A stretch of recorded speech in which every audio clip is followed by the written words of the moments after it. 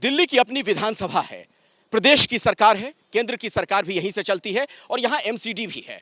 यानी 3 तरीके का सिस्टम है। अगर सिस्टम कोलैप्स हुआ इस कुदरती आपदा के सामने, तो सवाल यह कि आखिर इसके लिए गुनहगार कौन है?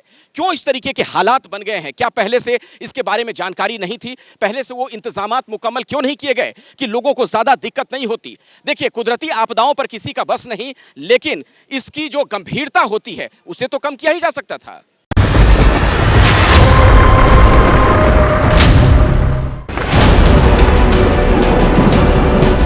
पूरा ये इलाका पानी में जलमग्न हो चुका है। पूरा का पूरा जो राजघाट पानी में डूबा हुआ। कार की बोनट पे मैं इसलिए बैठा हुआ हूं कि आप तस्वीर से त्रासदी को समझिए। जिस नदी से दिल्ली के लोग बेखबर थे, आज वही यमुना उनका खबर ले रही है।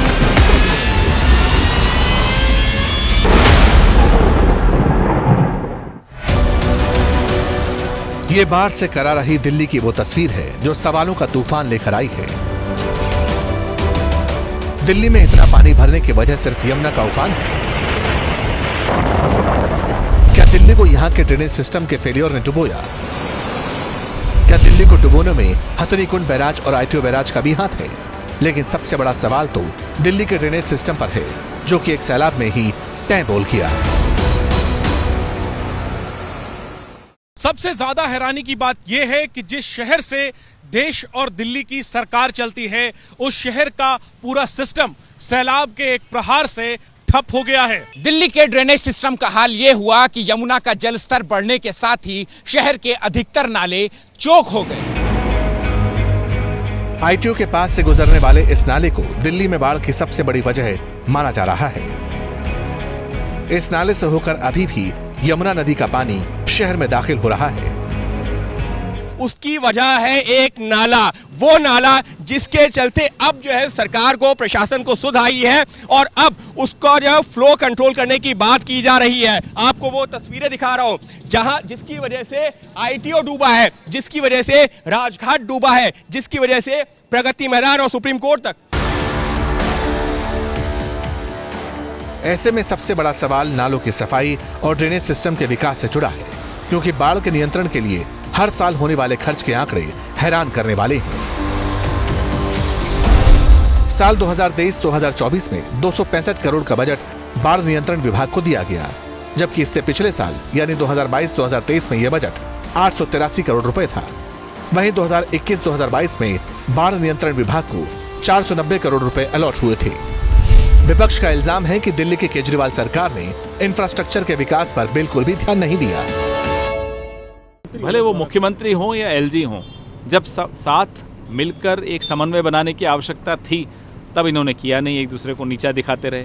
आज जब परेशानी इतनी आगे आ गई है, आप कह रहे हैं साथ नहीं मिलने की जरूरत है। आज से 3 दिन पहले मुख्यमंत्री ने ऑन रिकॉर्ड कहा कि बाढ़ की कोई आशंका ही नहीं है दिल्ली में।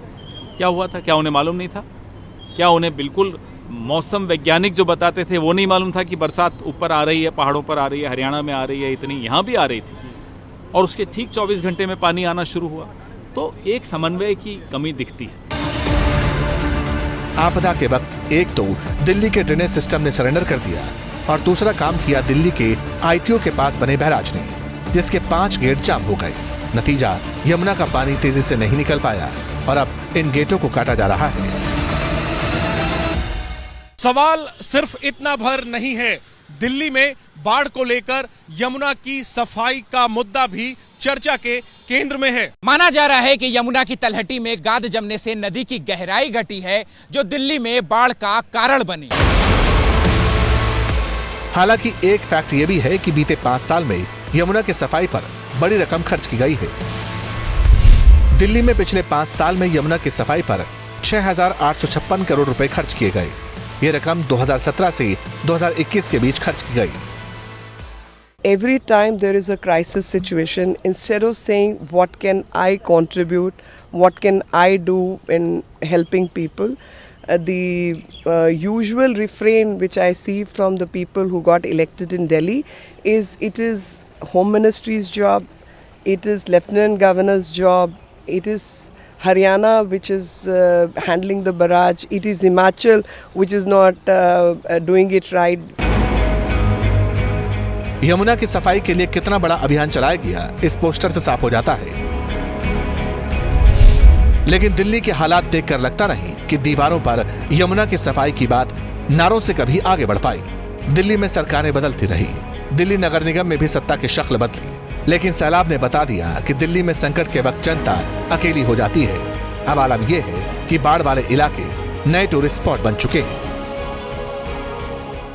लोग एक तरीके से पिकनिक स्पॉट बना करके ऐसा लग रहा है कि किसी स्विमिंग पूल में आए हुए हैं या फिर किसी ऐसी जगह, किसी नदी में जहां पर वो आकर के स्विमिंग कर रहे हैं। अब छोटे छोटे बच्चों को लेकर के यहां पर पहुंचे हुए हैं और हालत ये है कि यहां पर आकर के फ़ोटो खींची जा रही हैं। लोग यहां पर पहुंच रहे हैं, सावधानी बरतना ज़रूरी है। लेकिन इस वक्त दिल्ली में कई इलाकों में जहां पर बाढ़ आई हुई है, कुछ इस तरीके की तस्वीरें भी नज़र आ रही हैं। सहयोगी कैमरा पर्सन रवीश पांडे के साथ अंकित गुप्ता, एबीपी न्यूज़, राजघाट, दिल्ली। पत्रकारिता कोई इमोशन नहीं है, ना अपना कोई ज्ञान देना है और ना कोई विचार थोपना है। पत्रकारिता क्या है? पत्रकारिता का मतलब है सही जानकारी इकट्ठा करना और तथ्य बताना। पत्रकारिता आज जितने महत्वपूर्ण दौर में है, शायद पहले नहीं थी। इस दौर से निकलने के लिए सिर्फ सच दिखाने की जरूरत है, वो सच जो आपके हित को आगे रखे। इसलिए अब रात 9 बजे प्राइम टाइम नहीं होगा, ये आपका टाइम है। जगविंदर पटियाल के साथ देखिए पब्लिक इंटरेस्ट 17 जुलाई से सोमवार से शुक्रवार रात 9 बजे सिर्फ एबीपी न्यूज पर।